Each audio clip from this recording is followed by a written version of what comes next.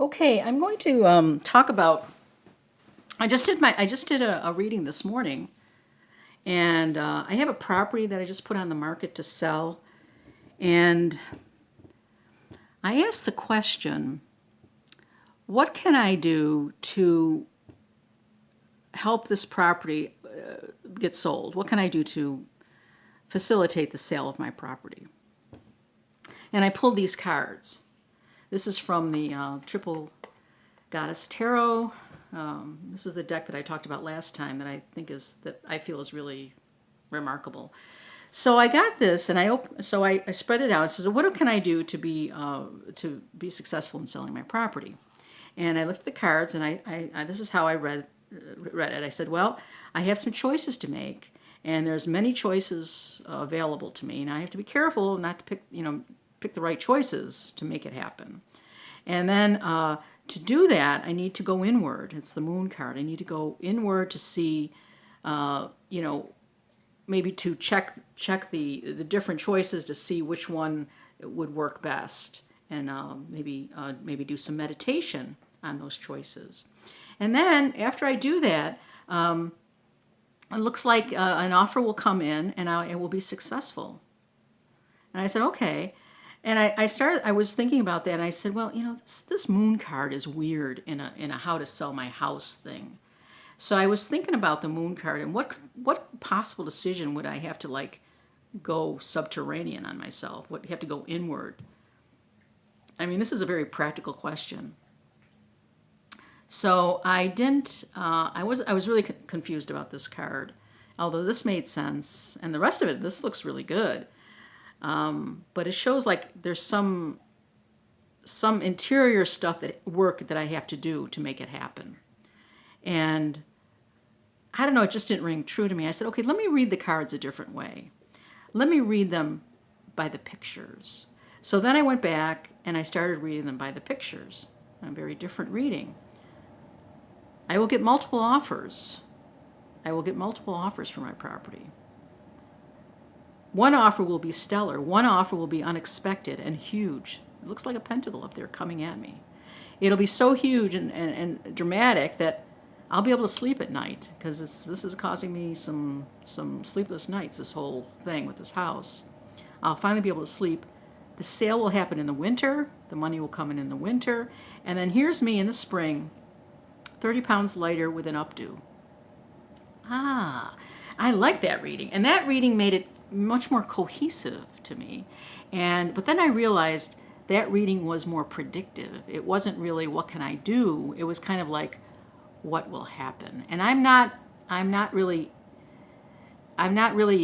really read cards predictively.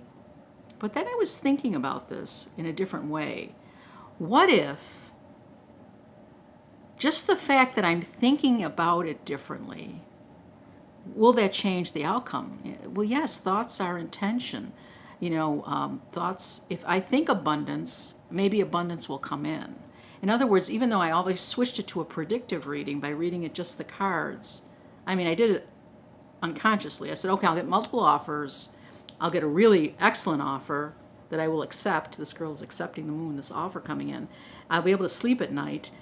I'll have the sale in the winter, and I'll be really in good shape in the spring.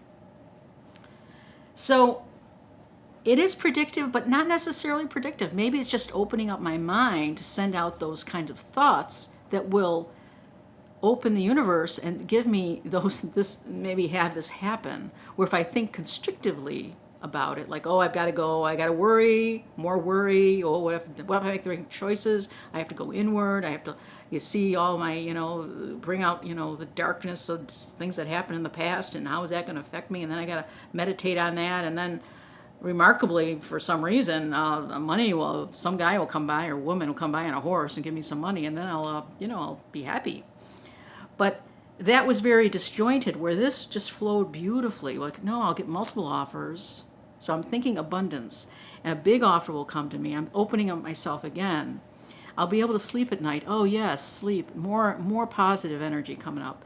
A sale will come in the winter. Yes, more positive energy. So now I'm building this positive energy, And then I'll be 30 pounds lighter and with an updo in this beautiful dress. No place to go, but, you know, I'll look good in the yard.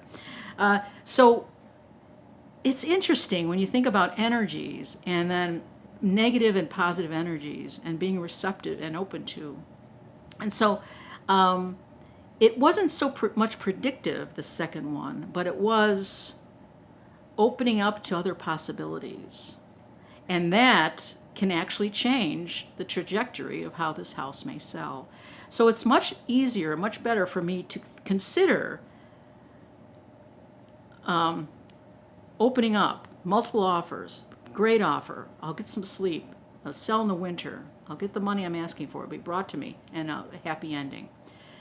So when you do readings, and I mean, there's multiple meanings for every card, because if every card meant the same thing, you know, moon is always subterranean work, I mean, that'd be fine, but that'd be very restrictive. You have to free yourself up. Free yourself. Just look at them. And this is just by looking at the images. I know the meanings of the cards, but I'm also looking at the images.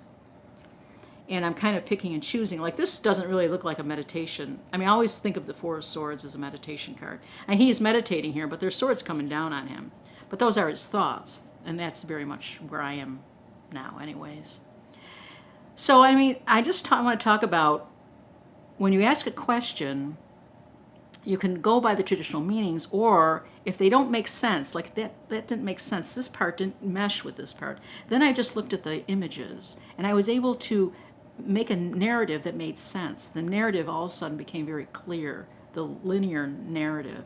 And not only, now will that be the future? I don't know if that's going to be the future, but it was a very positive way of thinking about it, and that positivity, that sense of abundance that I'm thinking could be manifested in the future. In other words, this could be a future that I'm manifesting just from these cards.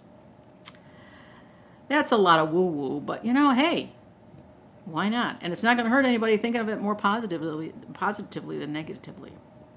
Anyways, again, this is the Triple Goddess Tarot. This is the deck that's been an amazing reader for me. And it's just my reading for this morning that I thought I'd share. Have a great day.